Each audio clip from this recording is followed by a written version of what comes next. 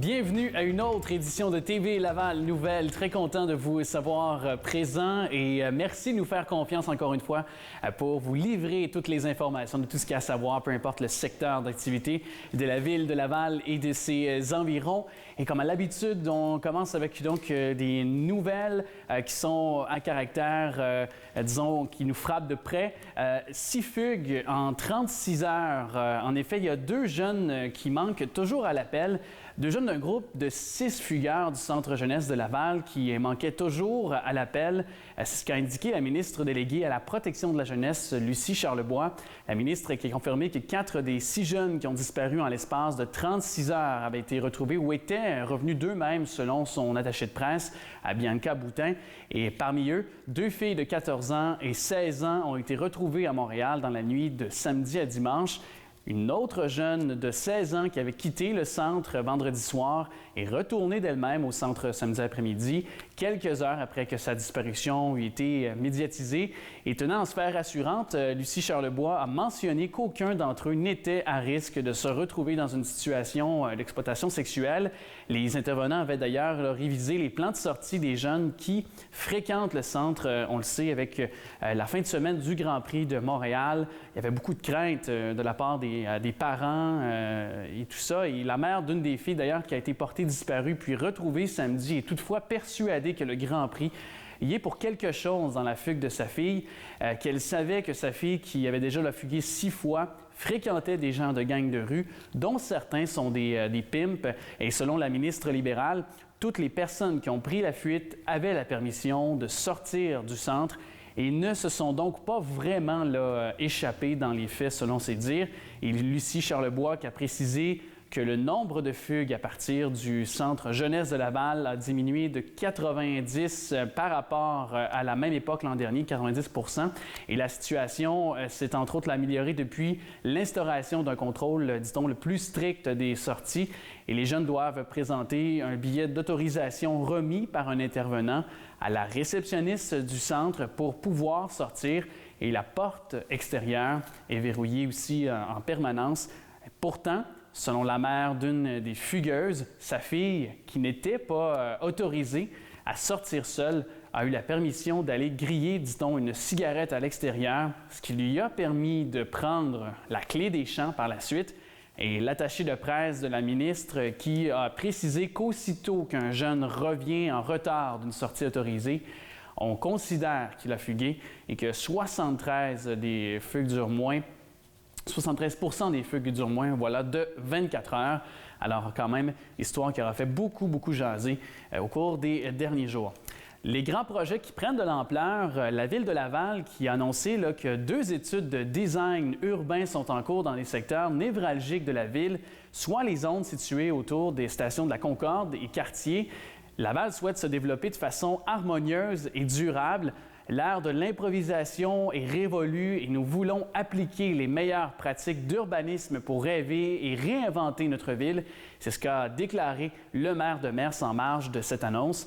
Les secteurs visés ont un grand besoin de revitalisation et ils ont le potentiel de devenir de véritables quartiers modèles où se créera une mixité foisonnante, toujours selon le maire. Et en ce qui concerne plus précisément le secteur du métro de la Concorde, ce dernier sera réaménagé au cours des prochaines années, dit-on, de façon à intégrer des projets qui sont résidentiels, un espace vert, des commerces et une place publique qui serait adjacente à la station de métro. Le pôle multifonctionnel, soit l'îlot de la station intermodale, donc soit le métro et le train de banlieue, constituera la porte d'entrée du secteur, jouant un rôle central. Il pourra donc comprendre une multitude de services. Les espaces libres extérieurs pourront être aménagés en une place animée par des terrasses, mais aussi des activités qui pourraient s'avérer sporadiques, comme la tenue, par exemple, de festivals. Et pour sa part, le secteur du métro quartier constitue une entrée de ville importante. La station de métro, arrivée à Laval, rappelons-le, il y a 8 ans, de même que le stationnement incitatif et le terminus d'autobus qui l'accompagne, représente le point de départ de cette ère à redévelopper et une stratégie de consultation qui est en chantier d'ailleurs pour ce secteur Et mentionnons que différents groupes de résidents, commerçants et organismes aussi du secteur là, seront entendus au cours de l'été, mais aussi de l'automne 2016 là, pour tenter de créer en harmonie ce projet. Et dans la foulée aussi des grands projets mis en place, la Ville qui a identifié 4 projets urbains structurants dont la réalisation relève d'une équipe multidisciplinaire qui est dédiée au développement du territoire. Et parmi ces projets figure la revitalisation des abords des stations de la Concorde et Cartier, le développement du centre-ville, ainsi qu'aussi la revitalisation des immeubles Val-Martin. Et ces grands projets sont identifiés là, par, dit-on, leur complexité, leur envergure, la multiplicité des acteurs qui sont impliqués, ainsi que par la construction importante qu'ils apportent au développement là, aussi économique de la ville de Laval. Alors, beaucoup d'effervescence pour la ville de Laval. On va surveiller ça de très près pour vous. Valiant Canada qui investit 10 millions de dollars dans la foulée d'accroître ses ventes à l'exportation. Valiant Canada qui investit là, 10 millions dans ses installations du boulevard Saint-Elzéar. On le sait qui domine au quadrant nord-est du carrefour autoroutier 15 et 440. Le gérant pharmaceutique dont le siège social international est basé à Laval entend aussi moderniser son usine, améliorer la technologie de fabrication de ses produits afin d'en assurer la sécurité de façon encore plus fonctionnelle. Et aujourd'hui, Valiant démontre une fois de plus sa volonté à accroître sa capacité de production au Canada et à exporter d'importants produits de santé. C'est ce qu'a déclaré Jacques Dessureau, qui est président et directeur général de Valiant Canada, lors d'un point de presse qui se tenait le 13 juin dernier. Il a ajouté au passage que l'usine de Laval joue un rôle crucial dans l'avancement des innovations technologiques dédiées à la production de produits pharmaceutiques au Canada et partout dans le monde. La modernisation du processus de fabrication qui devrait se faire d'ici la fin de l'année assurera, entre autres, la conformité des produits aux exigences réglementaires américaines. Et actuellement, l'usine exporte 75 de sa production dans les marchés du continent. Et la semaine avant, Valiant avait profité de sa présence au congrès international de la biotechnologie, industrie et organisation à San Francisco pour annoncer le transfert à Laval de la production nord-américaine d'Arestin MD. C'est un traitement antibiotique pour la maladie parodontale et ce transfert nécessitant un investissement quand même de 2,5 millions de dollars créera 15 nouveaux emplois très bien payés, très bien rémunérés dans les secteurs de l'ingénierie et de la production. Et en début d'année, l'usine lavalloise qui avait accueilli le nouveau site de production en Amérique du Nord du médicament d'ordonnance Jublia, une solution topique qui traite les infections fongiques affectant les ongles des pieds. Et mine de rien, depuis qu'elle est devenue, en 2012, la première multinationale pharmaceutique à implanter son siège social international au Québec, Valiant y a transféré de nombreuses technologies pour un total de 67 nouveaux produits.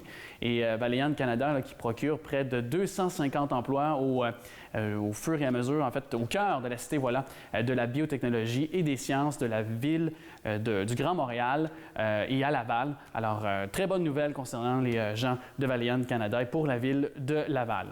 Le Collège Montmorency qui s'agrandit au coût de 4,8 millions de dollars. C'est Hélène David, ministre de l'Enseignement supérieur, qui était de passage à Laval tout dernièrement pour annoncer un investissement de 4,8 millions de dollars au Collège Montmorency pour son agrandissement.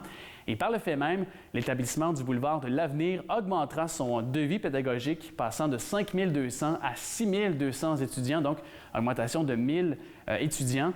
Et les travaux ont débuté à la mi-mai et se poursuivront jusqu'en octobre prochain, donc au début de l'année scolaire pour l'année 2016-2017. Fait divers maintenant. L'aval des Rapides, donc histoire qui s'énumère ainsi, c'est un individu qui a semé les mois au métro de la Concorde. En pleine heure de pointe du midi, le 14 juin, un citoyen a contacté le 911 pour indiquer qu'un individu suspect se promenait avec un couteau sur le quai de la station de métro de la Concorde. Aussitôt, 7 autopatrouilles ont convergé vers les lieux alors que la ligne orange connaissait un important ralentissement sans coupure totale du service. Sur place, un homme dans la trentaine aurait été interpellé. mais sans que les policiers ne puissent mettre la main sur le dit couteau qui pourrait simplement résulter là, en un leurre. Et l'homme arrêté a reçu 2 constats d'infraction avant d'être escorté au pavillon Albert Prévost, la division spécialisée en santé mentale de l'hôpital Sacré-Cœur à Montréal. Donc, c'est occupé par la suite de cet homme. Vol de parfum dans une pharmacie à Chemédé, c'est dans la nuit du 10 juin à 2h50, un ou plusieurs individus ont défoncé la vitrine du commerce Pharmaprix qui est situé au 3455 boulevard Quartier-Ouest à l'angle du boulevard Chemédé. Et les voleurs se sont dirigés vers les étalages de parfums et ont rempli des poubelles pour prendre ensuite la fuite, probablement à bord d'un véhicule en raison de l'importance du butin. Et s'étant présenté sur les lieux après que l'alarme a été déclenchée, les policiers ne possèdent toujours pas de description de suspect ou tout simplement de véhicule. Et ce n'est pas la première visite du genre dans cette pharmacie de Chemédé. On ne sait encore si les caméras de surveillance ont pu capter l'incident, mais évidemment, les forces constabulaires travaillent fort pour trouver les coupables. Feu de cuisine qui s'avère coûteux dans les faits. Dans l'après-midi du jeudi 9 juin, les 2 résidents d'un bungalow de la rue Marguerite-Bourgeois ont dû évacuer leur demeure en raison d'un incendie ayant causé son lot de dommages. Ces citoyens devront être relogés temporairement. L'appel qui a été fait à 15h04, la première des 7 unités dépêchées sur place, soit 21 pompiers, qui ont surgi là, dans 4 minutes seulement et ont aperçu de la fumée en provenance du sous-sol et du premier étage, l'évacuation qui avait été donc complétée. Après avoir découvert l'origine des flammes dans une deuxième cuisine aménagée au sous-sol, la cause étant des aliments oubliés, les pompiers ont contrôlé le feu donc quelques minutes plus tard, mais les dommages quand même sont considérables, sont évalués, dit-on, là, à 100 000 $ pour ce bâtiment situé au 670 rue Marguerite-Bourgeois et 75 000 $ pour son contenu. Alors quand même, toute une perte là, finalement pour ce bâtiment. Ça s'en vient très, très bientôt. Ce prochain symposium de Sainte-Rose, c'est devenu un événement incontournable pour ce qui est de la 21e édition qui aura lieu plus tard au mois de juillet. On en jase davantage avec Mme Carole Fauché, qui est présidente de la corporation Rosard et coordonnatrice du symposium de Sainte-Rose.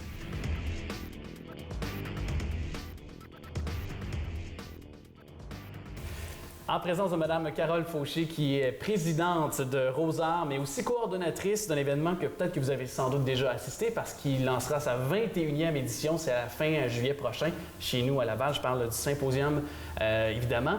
Et je la présente, c'est Mme donc, Carole Fauché. Bonjour. Bonjour, bonjour. Merci d'être là. Merci. J'aimerais qu'on replace un peu tout d'abord Rosard, ce que c'est, parce que c'est ouvert à tous les artistes de Laval. Oui. Bien, la corporation Rosard, on est 88 membres. C'est ouvert même aux gens de l'extérieur, mais quand même pas trop loin parce qu'il faut s'impliquer dans l'association. On est tous des bénévoles. Et puis, ce qu'on veut faire, c'est faire rayonner la culture dans Sainte-Rose et dans Laval Exactement. En particulier. Et c'est toutes les formes d'art, finalement, que les gens peuvent se proposer, c'est-à-dire parce que vous avez plusieurs expositions et je remarquais que ça va vraiment de la sculpture à la peinture. Autant l'acrylique, l'aquarelle, l'huile, on touche pas mal à toutes les formes de médium. OK. Et parlez-moi de l'exposition, entre autres, vous en avez une très bientôt, donc, où les élèves de l'atelier Clair-Obscur donc, vont justement, par le biais de Mme Chantal Bossé, exposer au Centre d'art. Exact. Bien, le Centre d'art, il est à côté de la galerie. Exact. Et puis, c'est ouvert à tous nos membres, là, s'il y en a qui veulent exposer. C'est une belle salle d'exposition. Exact. Donc, les gens qui, par exemple, sont à la maison, qui ont une discipline quelconque, on parlait de sculpture tantôt, par exemple, si on reprend un peu ce thème-là, s'ils veulent exposer leur œuvre, c'est possible, parce que je voyais que vous avez plusieurs expositions durant une année. Oui, bien, dans la galerie. Dans la galerie, effectivement. La galerie La Vieille Caserne, qui est une vieille caserne de pompiers, c'est pour ça qu'on a appelé ça La Vieille Caserne. La Vieille Caserne, oui. La corporation a 26 ans cette année. Puis, à chaque exposition, on a fait à peu près 7 expositions par année dans la galerie sous un thème particulier. Et puis, l'exposition, il y en a qui peuvent exposer des sculptures autant que des peintures. Et durant la saison estivale, est-ce que, justement, d'aller à la Vieille Caserne, est-ce que c'est possible, des gens qui voudraient peut-être un bel après-midi aller démontrer le talent de nos artistes de chez nous? C'est sûr. La Vieille Caserne est ouverte du mardi au samedi, de 9h à 5h à tous les jours. Et le samedi et le dimanche, de 1h à 4h. Le samedi et le dimanche, il y a toujours des artistes qui viennent peindre de 1h à 4h sur place. Donc, il y a comme des ateliers? Toujours. Des ateliers de c'est ça. N'importe qui peut venir voir. Puis, un peu leur technique. Puis, oui.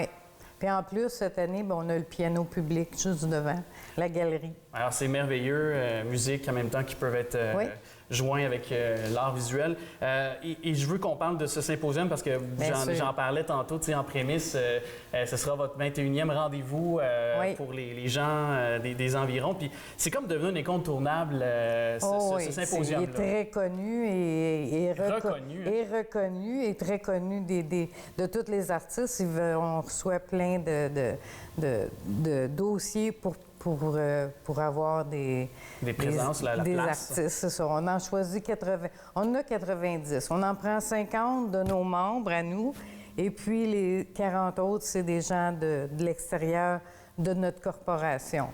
Ça fait qu'ils peuvent venir d'un peu partout, du Saguenay des quatre coins du Québec. Oui, c'est ça.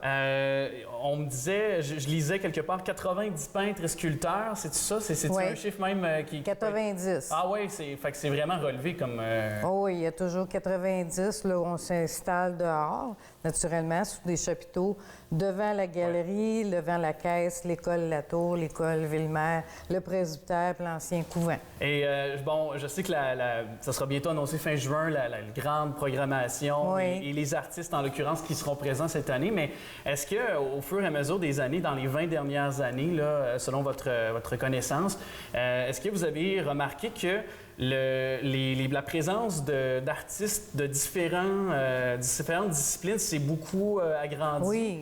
Oui, parce que c'est de plus en plus abordable de faire de la peinture, puis les gens osent avec diverses techniques.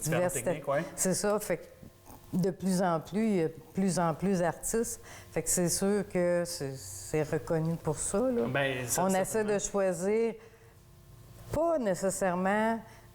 ceux qui sont refusés, c'est pas parce qu'ils sont pas bons, c'est juste qu'on veut une diversité.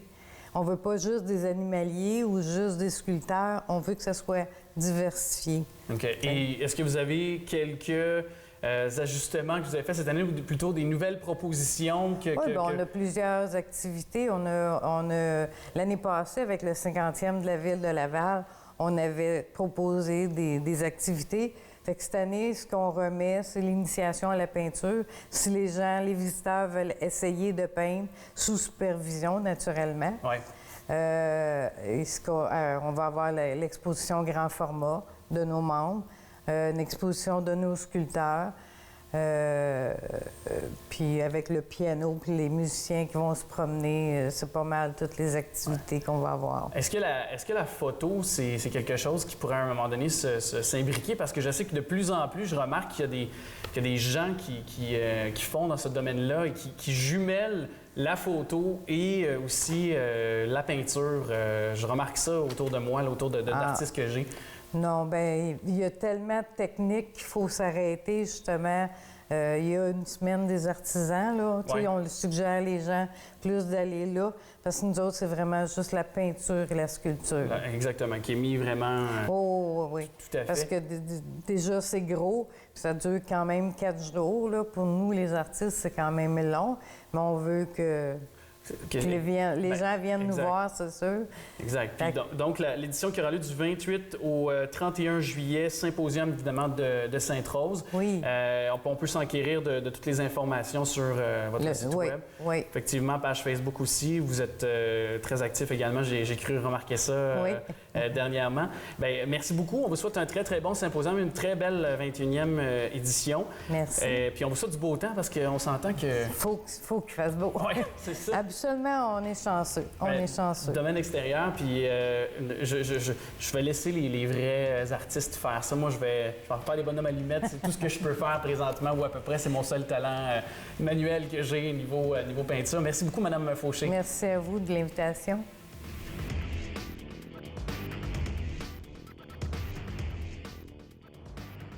De faire du vélo, c'est déjà très, très bien pour, évidemment, la santé, mais de le faire pour une bonne cause, je pense que c'est doublement payant de le faire. Et c'est 2 parents lavallois qui s'impliquent pour leur enfant lors de la 21e édition du Tour CIBC Charles Bruno, le 8 juillet prochain. Alain Bernier et sa fille, Kelly-Anne, résident de Laval, prendront part à la 21e édition du Tour CIBC Charles Bruno. Ils pédaleront ensemble pour une première année près de 50 km entre Boucherville et Verchères afin de recueillir des fonds pour les enfants atteints du cancer ou actuellement en rémission. Ils feront équipe avec la comédienne Marie-Claude Sabourin et Ginette Bruno qui sont porte-parole du parcours de la découverte. Il est à noter que plusieurs résidents de Laval participent cette année au Tour sur plusieurs parcours qui sont différents. Kellyanne, âgée aujourd'hui de 13 ans, a décidé qu'elle avait une chance énorme dans la vie d'être en santé et souhaitait donc s'impliquer au sein de sa communauté pour aider les enfants malades. Elle vend des billets de tirage et organise toutes sortes d'activités à son école pour sa collecte, et ce, toujours appuyée par son père Alain. Et tous deux donc formeront une super équipe pour le parcours de la découverte. Et Chantal Aubry, qui est résident de Laval également, participera aussi au Tour CIBC Charles Bruno, et ce, sur le parcours de la générosité. Sa fille Héloïse Desjardins, héroïne du parcours de la générosité, qui a reçu un diagnostic de leucémie lymphoblastique donc aiguë, et elle est en rémission depuis février 2016. Chantal roulera donc en l'honneur de sa fille dans le cadre de l'événement. Chantal devrait aussi avoir près de 75 supporters pour l'aider dans cette magnifique aventure. Alors, vraiment, très belle implication de votre part. Bravo, vous avez toutes nos félicitations. Jason Tanos représentait Laval au caucus national des jeunes ambassadeurs du Canada à Ottawa du 3 au 7 juin.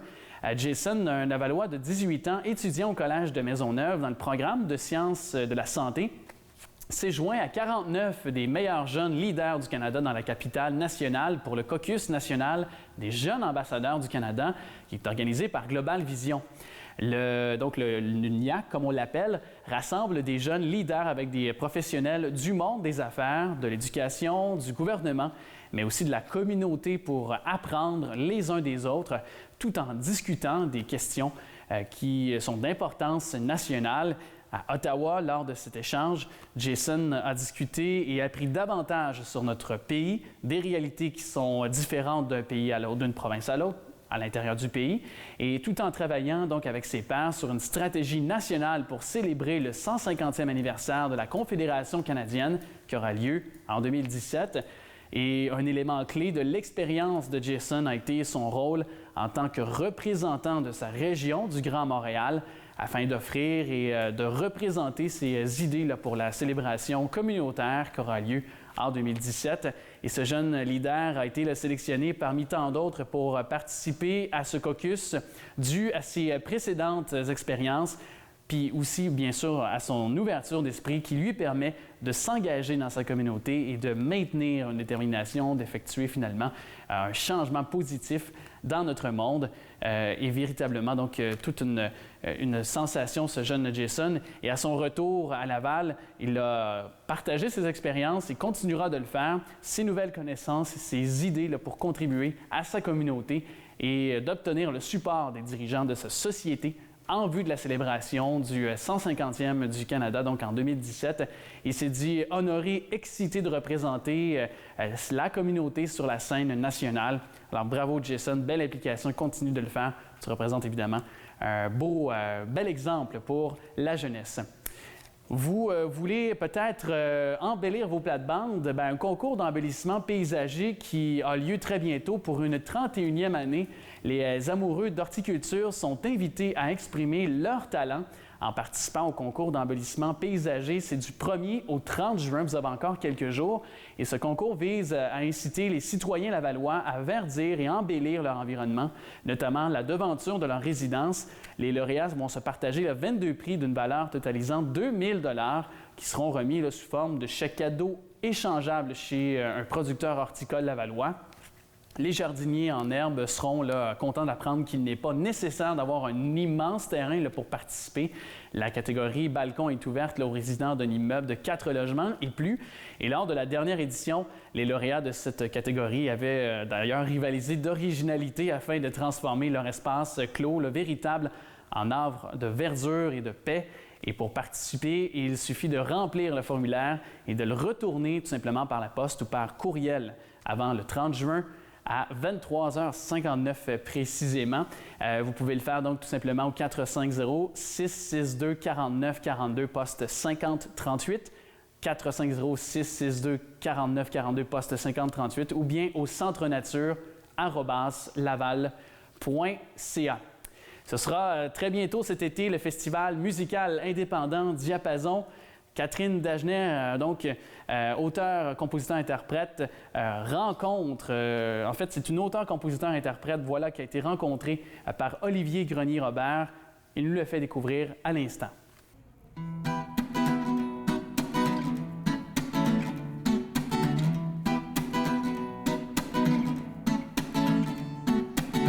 Je tiens fort en équilibre sur un fil qui de fil en aiguille forme le charme futile d'un rêve qui vacille. Je gère les tempéraments qui journée sans rien et j'écoute le cadran sonner à contre-temps lorsque passe le courant. Mais moi, quand est-ce que j'embarque dedans? Si l'on me donne le choix, je partirai. Si l'on me donne le choix, je ne resterai pas là. Si l'on me donne le choix, je partirai. Si l'on me donne le choix.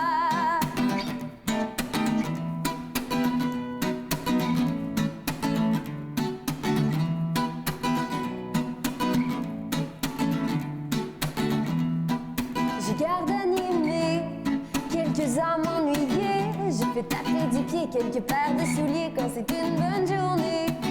J'observe l'effet miroir de mon faux désespoir, espérant émouvoir du bout de mon regard quelques larmes dans le noir. Mais moi, c'est pour quand la grande histoire? Si l'on me donne le choix, je partirai. Si l'on me donne le choix, je ne resterai pas là. Si l'on me donne le choix, je partirai. Si l'on me donne le choix.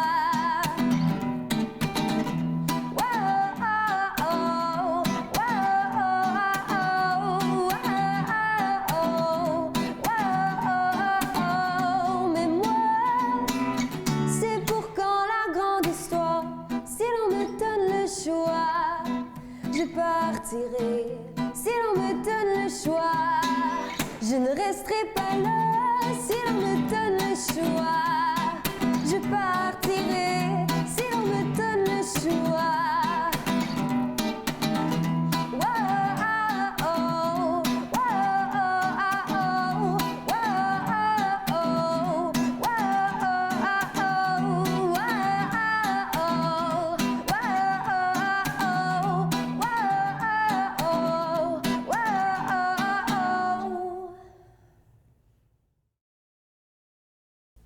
Aujourd'hui, le Festival musical indépendant Diapason se déplace chez Dan Tartine sur le boulevard Sainte-Rose à Laval pour rencontrer Catherine Dagenet. Bonjour, Catherine.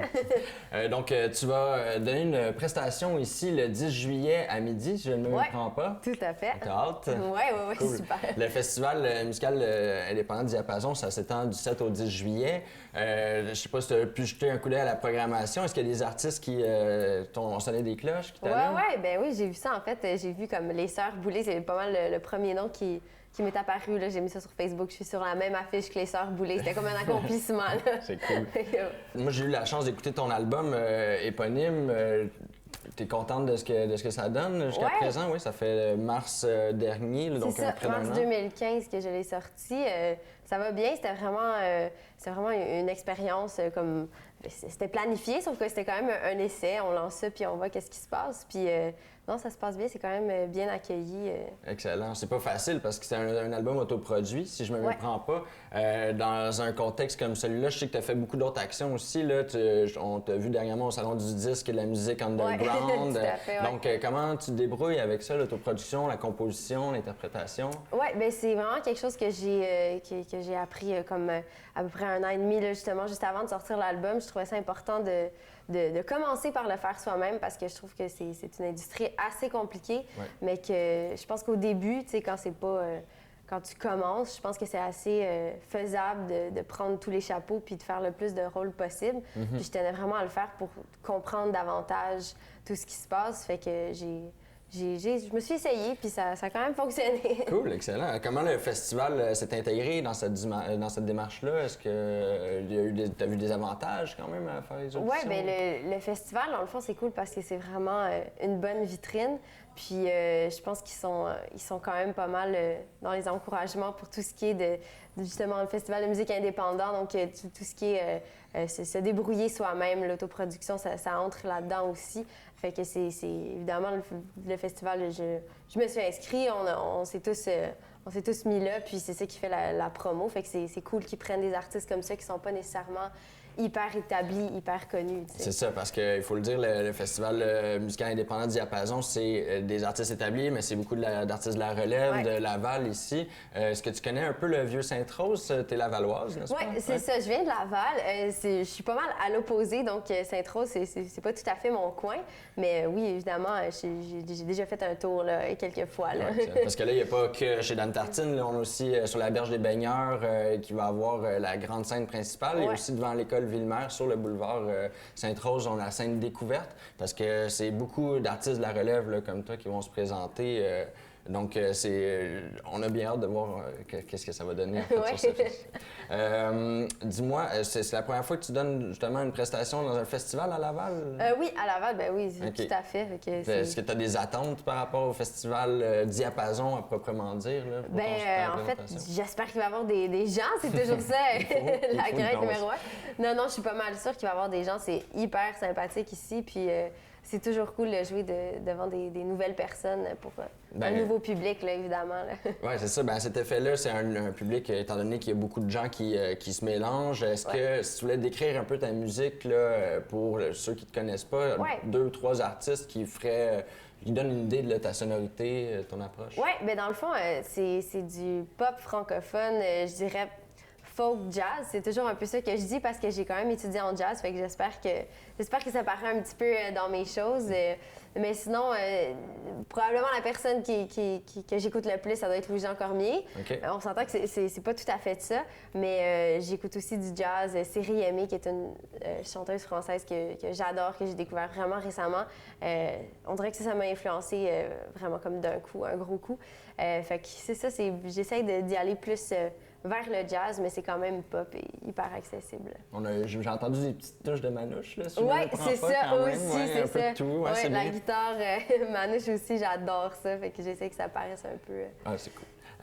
Tu as participé à l'émission Jam qui est animée par Patrick Groux. Ça, c'est de la télévision franco-ontarienne, c'est le canal TFO. Ouais.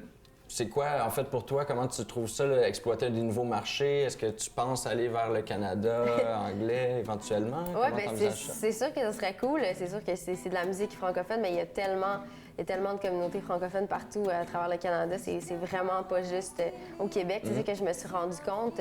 Jam, ça m'a quand même apporté plusieurs choses à ce niveau-là, notamment au niveau de la radio. Des gens de Vancouver qui m'ont écrit et qui ont dit « Ah, on veut faire passer ta chanson. » Moi, c'est vraiment comme... Je m'attendais pas du tout à ça parce qu'en fait, je n'étais pas au courant de toutes les communautés francophones qui existaient. Puis c'est quand même une bonne vitrine pour ça. Donc, tu envisages, c'est bien, donc développe un peu le marché, tu vois des nouvelles initiatives, excellent, on aime ça. En fait, j'ai aussi entendu dire que tu es semi-finaliste pour le Festival international de la chanson de Granby. C'est super, vraiment, félicitations. De dernière heure, merci. Beaucoup de travail, c'est en août, si je me trompe pas. C'est ça, exactement. Excellent, on va te suivre pour ça. Si tu avais à dire par rapport au festival musical indépendant Diapason, qu'est-ce qui nous distingue peut-être, étant donné que tu as vu plusieurs festivals, différents concours en fait? Oui, bien Diapason, c'est vraiment comme une vitrine. On s'entend que Granby, c'est d'autres choses. C'est vraiment, c'est plus le concours. Oui. Puis je trouve que, en fait, venant de Laval, c'est vraiment le fun d'avoir un public qui est là d'où je viens. C'est quand même rare que, justement, moi, j'ai jamais fait de festival à Laval. Fait que ça va être une belle occasion de me faire découvrir dans ma ville. Excellent. C'est vrai que le festival Diapason est un peu unique à cet effet-là. Pour un festival simplement musical, il y a d'autres activités connexes. Là, on a des heures de restauration. Il va y avoir la plage Diapason aussi. Là, étant donné qu'on est sur le bord et avec le parc de la Rivière-des-Ménils qui est pas loin, il y a des embarcations à louer. Quel genre de prestations tu nous réserves ici aux Dames Tartines le dimanche 10 juillet? Oui, je vais être avec mon guitariste, fait que on va être juste nous deux, assez acoustique. On est habitués de jouer juste nous deux ensemble, bien qu'il y ait une formule band qui existe. Donc c'est très intime, très... on y va dans le jazz, dans le manouche, puis on essaie de ramener les gens avec nous, fait que super intime, puis vraiment... casual, si je peux le dire. Excellent. Comme ça. Si les gens veulent aller entendre ce que tu fais, tu as un site internet? Oui, c'est ça, www.catherinedagenet.com. Puis sinon, j'ai un Bandcamp, donc à mon nom aussi, puis une page Facebook, Catherine Dagenet Artiste. Parfait. Est-ce que tu aurais envie d'inviter les gens à venir t'écouter? Ben oui, bien sûr. Fait que je vais regarder ici. Donc, je vous invite à venir m'écouter le 10 juillet à midi aux Dames Tartines.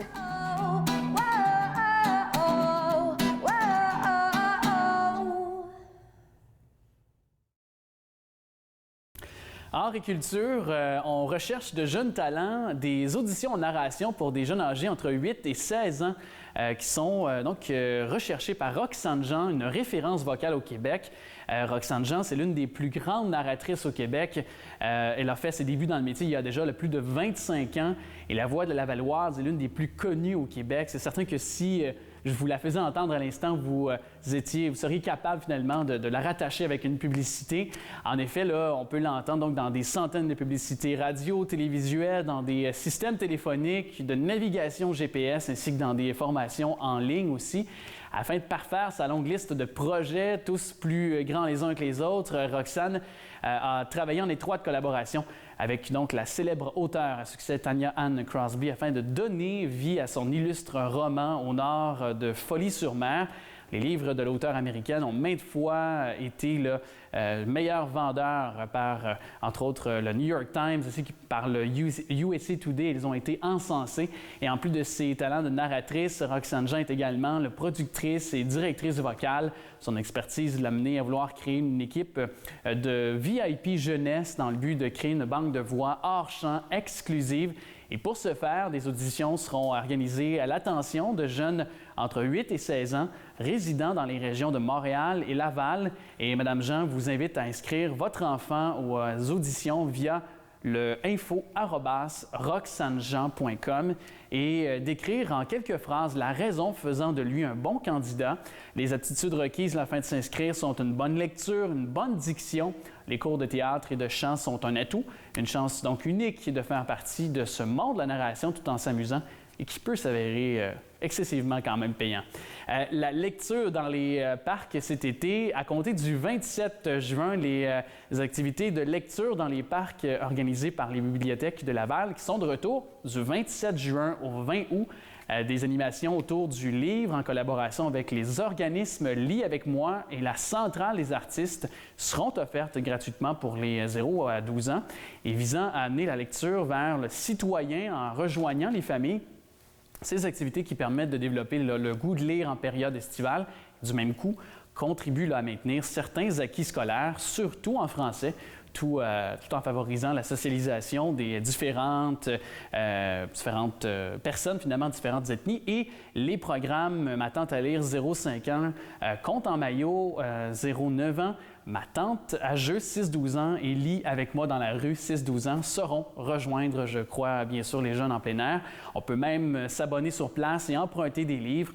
Cet été, là, la Bibliomobile se déplacera dans différents parcs et fera participer les jeunes de 2 à 12 ans à des jeux en lien avec la thématique qui sera hebdomadaire alors. Et les férus de lecture et les adeptes des bibliothèques âgés entre 0 et 12 ans pourront faire partie du club de lecture TD. Ce programme offert par plus de 2000 bibliothèques publiques canadiennes met en valeur la lecture et offre aux jeunes de participer là, à tout simplement un concours où plusieurs beaux prix seront tirés. Et les jeunes peuvent d'ailleurs se présenter en bibliothèque, chercher leur carnet de lecture dès le 22 juin à compter de 18h30. Et à noter que la bibliothèque Émile Néligan de Laval-des-Rapides a obtenu une mention là, honorifique en raison du nombre record d'ailleurs de participants en 2015, et ce parmi près de 400 bibliothèques francophones à travers le Canada. Et pour plus de renseignements et d'ailleurs pour connaître les horaires des activités, je vous invite à consulter la brochure des bibliothèques ou sinon là, donc le www.bibliothèque.laval.ca sous l'onglet Activités jeunes et familles. Vous allez trouver tout sur le site, donc www.bibliothèque.laval.ca. Une élève du Centre de formation Compétences 2000 qui se démarque en recevant les Méritas, donc au gala Reconnaissance Visage d'Art Laval. C'est le 6 juin dernier à la Maison des Arts de Laval que s'est tenue la 9e édition du gala Reconnaissance Visage d'Art Laval, auquel 2 élèves du Centre de formation Compétences 2000 ont eu l'honneur d'être en nomination pour les prix Méritas et Reconnaissance dans la catégorie éducation, soit Mme Lucila Esther Peralta Pérez, finissante du programme Assistance à la personne en établissement de santé, et Mme Méane Blanchard, finissante en comptabilité et en secrétariat, organisé par l'Association régionale de loisirs pour les personnes handicapées de Laval. Ce gala visait à récompenser là, les différents milieux qui, par leur action, ont permis l'épanouissement de personnes handicapées là, dans leurs loisirs, leur milieu scolaire ou bien leur travail. Et dans le cadre de ce gala reconnaissance Visage d'art, notons là, que pour une 3e année consécutive, un élève du centre de formation, donc Compétences 2000, remporte ce prix. C'est un beau fait d'armes, soit Mme Lucila Esther Peralta Pérez en 2016 et M. Ali Javad donc en 2015, ainsi que Mme Tania Frenette en 2014 l'avaient aussi donc emporté. Lancement des ondes musicales de Laval. Cet été, la Ville de Laval qui sera vraiment en musique, qui offre à ses citoyens un événement culturel majeur. Du 15 juillet au 11 septembre se tiendra la première édition des ondes musicales. Et cette programmation culturelle offrira le plus de 30 spectacles gratuits dans les parcs, les berges, les places publiques et le centre-ville de Laval. Et près de 220 artistes fouleront les planches des 7 zones réparties dans la ville, y compris l'Orchestre symphonique de Laval, Florence K et Mélissa Lavergne dans une grande fête de clôture en septembre. Et de la musique, il y en aura là, pour tous les goûts, que ce soit classique, pop, folk, swing et jazz et même musique du monde. 7 zones ont été ciblées sur l'île Jésus. Marc Demers souligne que ces 7 zones sont chéries par les Lavallois depuis plusieurs années pour des concerts musicaux et font partie de leur ADN. Ainsi, la musique résonnera du parc du Moulin, donc à Saint-François, jusqu'à la Berge aux 80, en passant par le Centre de la nature, le Parc des Prairies, le Vieux-Sainte-Rose, la place publique Sainte-Dorothée, mais aussi la Maison des Arts de Laval qui pourront entendre vibrer différents rythmes de musique. Et à travers les différentes zones, les spectateurs auront l'occasion de rencontrer des artistes de renom en toute proximité. Mentionnons au passage quelques grands noms tels que Marie-Pierre Arthur, Betty and Steph, Samito, Alpha Rococo, Constantinople et Sally Folk, qui, jeune maman, sera là quand même et qui vient tout juste d'accoucher. Au grand plaisir des Lavallois, l'Orchestre symphonique de Laval s'arrêtera à la Berge aux 80 le 27 juillet et au Parc des Prairies le 3 août pour offrir des concerts extérieurs en compagnie d'Alexandre Dacosta. Et les spectateurs pourront aussi découvrir les univers uniques d'artistes de la relève tels que Vincent Appleby, Rose Bush, Flavia Nascimento et bien d'autres. La musique du monde sera à l'honneur tout l'été. D'ailleurs, du 14 août au 1er septembre, la Maison des Arts de Laval offrira 6 spectacles au son du monde en formule 5 à 7 dans sa cour intérieure. Et le centre-ville de Laval accueillera là aussi une grande scène où se tiendront 3 spectacles en plein air sur le parvis de la Maison des Arts les 9, 10 et 11 septembre. Et le 9 septembre, l'Orchestre symphonique de Laval et le Quartetto Gelato, interpréteront un programme inspiré des rythmes du monde. Le 10 septembre, toujours, Florence Coq et ses invités vont offrir une soirée qui sera très dansante, inspirée du Sud, une soirée cubaine. Et enfin, une journée festive clôturera les ondes musicales avec des ateliers de percussion et de danse, des camions nourriture de rue et un spectacle interactif avec la percussionniste, la pétillante Mélissa Lavergne. La programmation détaillée, d'ailleurs, est disponible dès aujourd'hui, dès maintenant, en ligne aux ondes-musicales.laval.ca. Autre chapitre pour cette chronique, on a les mains dans les plates-bandes avec un jardin en nous avec Louise Arcan. Aujourd'hui, on travaille à l'extérieur. On fait des arrangements extérieurs, mais on a des objets inusités. On pourrait faire des arrangements dans des brouettes, dans des souches d'arbres, mais on a choisi une belle statue en pierre pour faire notre création. Pour m'aider, j'ai invité Marie. Alors, Marie, on utilise quoi comme fleurs aujourd'hui? Bien, on peut faire différents modèles. On peut le faire avec des annuelles, on peut le faire avec des vivaces, on peut le faire avec des plantes grasses. C'est l'imagination. L'imagination. Et aussi l'entretien. Il faut choisir les plantes en fonction du temps qu'on veut y mettre aussi. Alors, si on sait que si on utilise des annuelles, il va falloir avoir plus de temps pour arroser, le fertiliser, donner un petit peu plus d'amour pour que notre statue soit la plus belle possible. Que les plantes grasses qui peuvent sécher, la plante. On peut abandonner un peu. Ça, style un peu terrarium. On va faire en deuxième plan. Pour débuter, comme on n'a pas une grande profondeur, c'est sûr qu'on pourrait simplement utiliser des pots qui sont déjà... Des beaux paniers. Des beaux paniers qu'on enlève simplement les crochets et qu'on va insérer directement comme ça. Puis éventuellement, c'est sûr, idéalement, c'est de choisir des pots noirs parce que comme la profondeur n'est pas très présente... On voit un peu le bord. On voit un peu le bord. C'est sûr qu'éventuellement, les vinca vont couvrir et le bégonia va perdre, il va tomber un petit peu plus, il va être plus rond, à part plus rond. Ça et avec un pot tête. noir, exactement. Et un pot noir, ça va se perdre dans le décor puis on le verra plus. Aussi, c'est d'aller un peu avec l'objet. T'sais, on va dire un peu de l'aspect naturel d'un objet. Ici, là, on a une tête. Fait qu'est-ce qui manque? C'est la chevelure. La chevelure. Alors, dans le fond, c'est de créer... La coiffe. Exactement, c'est de créer la coiffure. Alors, on pourrait y aller dans des cheveux frisés. On a choisi le bégonia. Ou aller un petit peu plus flyée. Là, on pourrait prendre une belle fougère qui fait vraiment très, très, très, très jolie. On pourrait la descendre un peu, là, bien sûr, la planter à l'intérieur du pot. Ça serait encore plus beau. Et vraiment, là, aller avec une chevelure qui a plus d'ampleur. Puis on peut oser, c'est ça qui est le fun. On aurait pu prendre une araignée, on pourrait prendre vraiment... L'araignée, très belle, oui. Très belle. Et c'est des plantes qui sont quand même peu d'entretien. C'est quand même assez facile. On pourrait aller dans le graminé. Oui, ça serait une belle couette. Très joli. Il y a aussi le roubroum là, qui est intéressant, là, avec un beau petit minou. Là. Ah, oui, c'est aussi un beau petit plumeau. Oui. Mais avec ça, on peut faire des beaux mélanges aussi, des arrangements de différentes plantes. On a ici des super beaux Exactement. Bien, aussi, on a des pots patio qu'on pourrait acheter en jardinerie qui sont déjà pré-mélangés. Aller un peu avec les choix de couleurs qu'on veut, déjà prêts, puis qu'on fait juste simplement là, utiliser comme ça. Mais aussi, ce que tu dis, je suis bien d'accord avec toi, les feuillages, qui est très, très, très tendance. Super arrangement. Oui, on pourrait rajouter un beau coléus. Un beau retombant en avant pour lui faire un peu plus de toupette. Voilà, regarde, tu lis dans mes pensées. Super beau. Et il n'y a rien de plus simple. On pourrait même les laisser dans les pots, là, puis éventuellement, si on veut les planter ailleurs, quand ils prennent trop d'ampleur, on pourrait les utiliser dans notre aménagement. C'est sûr que le petit, ici au soleil, il va falloir le surveiller au moins 2 fois par jour. Beaucoup d'eau, ça, c'est certain. On peut laisser de l'eau aussi dans le fond du...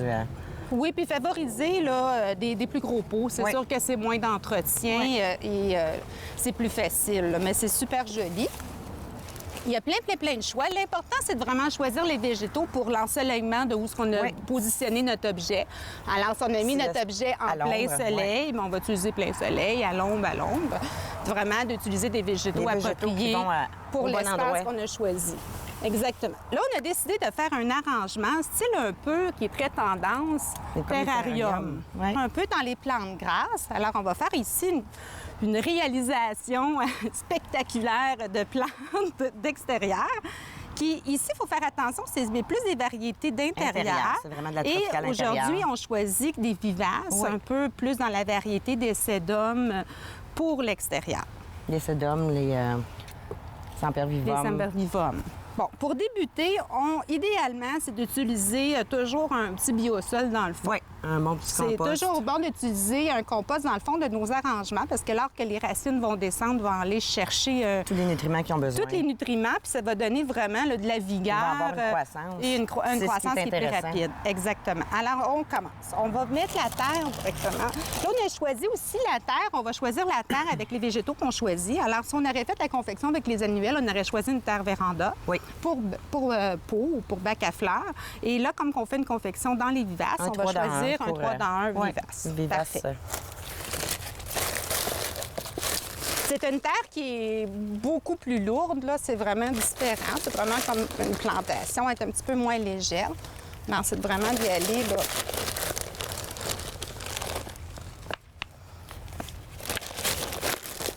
Là, tu nous mets un sédum. Tu me Non, vérifies, c'est un délospermum. Ah, oui, oui, oui, oui. Superbe floraison. C'est Ça ça, va je lui donner me un beau disais. toupette.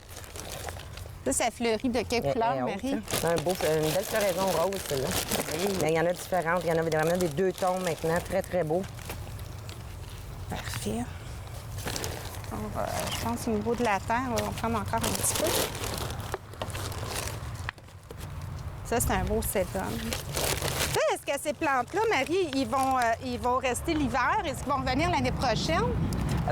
Il y a des chances, mais c'est pas garanti. Il faudrait mieux défaire la statue pour que Pour s'assurer pas qu'elle brise aussi par le gel. Exactement, Qu'il y ait c'est plus ce de que je terre m'en dans allais. dans la pierre. Exactement, c'est exactement ce que je m'en allais vous dire. C'est que bien souvent, quand on fait des arrangements en pot, l'important, justement, c'est de l'abrier, soit la couvrir pour l'hiver ou d'enlever la terre. Oui, parce absolument. qu'avec la glace, même si c'est du ciment, ça risquerait de briser. Ah oui. Parce qu'avec la glace qui va vraiment faire une pression, ça va casser les pots. C'est pourquoi souvent les clients vont nous demander nos pots, ils ont brisé l'hiver. Il faut vraiment pas laisser la terre dans nos pots. Idéalement, là, c'est de retourner complètement à l'envers puis les abrier avec un bon plastique par-dessus pour éviter justement que nos pots, qui sont quand même dispendieux, là, qu'on les perde pendant l'hiver. Et c'est couvrir ça par-dessus les plantes avec un plastique, c'est une très mauvaise idée. Ah non, on ne devrait on pas enlève faire les plantes. ça. Mais Les si on plantes- mettrait un géotextile par-dessus, par contre, est-ce que ça Moi, pourrait je suis pas sûre. augmenter? Moi, je prendrais Non. pas de chance de perdre ma statue. Non, qui est parfait. Non, vous Je avez prendrais vraiment pas de chance. parfait. Moi, j'aime beaucoup, beaucoup, beaucoup cette vériforme. Oui. On va en mettre un autre. Il y en a une verte ici, Oh, verte et j'aime ça. rouge, un autre Parfait, vendu. différent. Accepté. Accepté. On peut, quand on a des mottes comme ça, là, Ouais, on peut enlever défaire. de Ça la a terre. vraiment Ça pas n'a pas beaucoup de beaucoup de racines, exactement. Fait qu'on peut se permettre là, d'enlever de la terre si on en a trop. Et on peut... Ça va couvrir. Le Saint-Père va faire plein de bébés. Les sédums vont tous C'est retomber. Le magnifique, dolosperma ça va aussi être va tout retomber. vraiment Ça va beau. être très, très joli. Et c'est vraiment tendance. Et on Original. c'est original. Et on pourrait aussi utiliser des petits éléments là, qui font vraiment un peu Asie. On pourrait mettre des Oui. petits bambous, des grosses roches Oui, pour des vraiment belles aller pierres, ouais, des chercher la provenance aussi des objets qu'on utilise. Oui. Alors, si on utilise du bois, on va rester un peu dans l'aspect sauvage, de où ce qu'on prend les objets qu'on utilise. Comme ici, ça vient de l'Indonésie, alors on va favoriser des bambous. Des bambous. On pourrait rajouter aussi de la mousse, qui est très, très, très jolie. La mousse, c'est très tendance. Très aussi. tendance. On peut la faire toute en mousse. Oui. Puis aussi, souvent, les statues vont nous demander, là, il y a du verre de gris qui se forme sur nos statues. Qu'est-ce qu'on peut faire pour éviter ça? C'est de mettre un scellant sur Oui, nos vraiment. statues. Fait que des vernir, de mettre un scellant, ça va éviter justement là, qu'il y a du verre de gris. Mais c'est très beau avec le verre de Moi, gris. j'adore Ça ça. donne de l'âge du vécu. C'est très, très joli. Ça fait le côté exactement Ouais. l'âge de la statue. Ouais. Bien, merci beaucoup, Marie, Ça me pour fait cette belle plaisir. création. Merci et bonne saison. Le hockey maintenant, les prédateurs de Laval de la Ligue nord-américaine de hockey ne chôment pas durant la période estivale. Les prédateurs viennent de signer le défenseur étoile Bruno Saint-Jacques, acquis en cours de saison. Bruno a effectué un travail colossal à la ligne bleue des prédateurs. Son retour à Laval est une excellente nouvelle pour les partisans lavallois. C'est ce qu'on a voulu donc démontrer du côté de l'organisation. Lavalloise et le retour du vétéran Francis Wattier donc au sein de l'alignement pour la prochaine saison.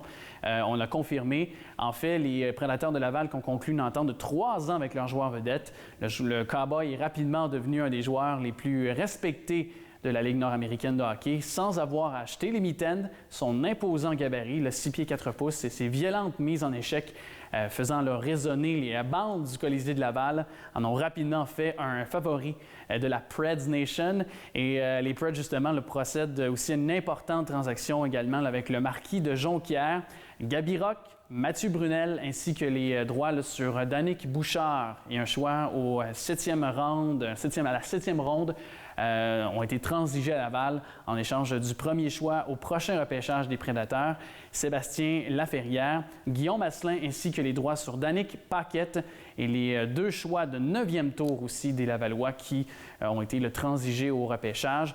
Il va sans dire là, que la clé de la transaction pour les Prédateurs est l'arrivée à Laval de Gaby Rock, mais aussi le retour de Mathieu Brunel. Donc, très bonne transaction dans les faits pour nos Lavallois favoris au hockey. Toujours en termes de hockey, là, 6 Lavallois dans la LHJMQ, en effet, 6 hockeyeurs de Laval qui ont été repêchés le 4 juin dernier lors de la séance de sélection annuelle des joueurs midget de la Ligue de hockey junior majeur du Québec qui avait lieu à l'île du Prince-Édouard cette année. Alexis Schank a été le premier à entendre son nom. Le gardien du Rousseau Royal de Laval-Montréal a été choisi au tout premier rang du 4e tour, le 56e au total, par les Saguenayens de Chicoutimi. 4 rangs plus tard, ce fut au tour du défenseur de l'école Georges Vanier, Samuel Bolduc, à être appelé. Sur le parquet, c'est l'Armada de Blainville-Boisbriand qui en a fait son choix de 4e tour. Et en 5e ronde, le Titan d'Acadie Bathurst qui a jeté là, son dévolu sur le gros attaquant des Patriotes de Laval, Antonio De Luca, qui est devenu le 77e joueur appelé à 6 pieds 4 pouces, 225 livres. Le Lavallois là, ne passera pas inaperçu, on peut le dire, au camp de la formation des Maritimes en août. Et l'attaquant Charles-André qui portait les couleurs de l'école Georges Vanier, a également été un choix du Titan. Mais au 7e tour, lui, pour sa part, est en train de percer l'alignement également. Et le gardien Carmine Anthony Pagliaro Rouleau, du Rousseau Royal, qui a pris le chemin de Rimouski quand l'Océanique en a fait là, sa sélection de 5e tour. Il a été le 89e joueur choisi lors de cet encamp. Et finalement, l'attaquant du Rousseau Royal, c'est Jordan Ehrensberg, a dû patienter jusqu'au 9e tour avant d'entendre son nom. Ce sont les Sea Dogs qui ont fait l'acquisition du joueur de centre de 5 pieds 11 pouces, 173 livres au 153e rang. Alors, de bonnes nouvelles dans son cas aussi. Le premier ministre qui salue l'implication des bénévoles lavallois au soccer, le premier ministre donc, du Québec, Philippe Couillard, qui a reconnu le travail des bénévoles au soccer lavallois récemment par le biais d'un message transmis sur vidéo, accompagné du député de Laval-des-Rapides, Saúl Polo, celui qui est aussi responsable des dossiers jeunesse, a fait valoir que la pratique du soccer permettait aux jeunes d'adopter de saines habitudes de vie et de développer un esprit d'équipe fort. Il a également souligné les succès renouvelés là, année après année des activités de l'Association régionale de soccer de Laval, dont la Coupe Soccer Laval Internationale qui se tiendra du 25 juin au 3 juillet. On peut visionner d'ailleurs la vidéo en visitant le site du député à www.saulpolo.ca.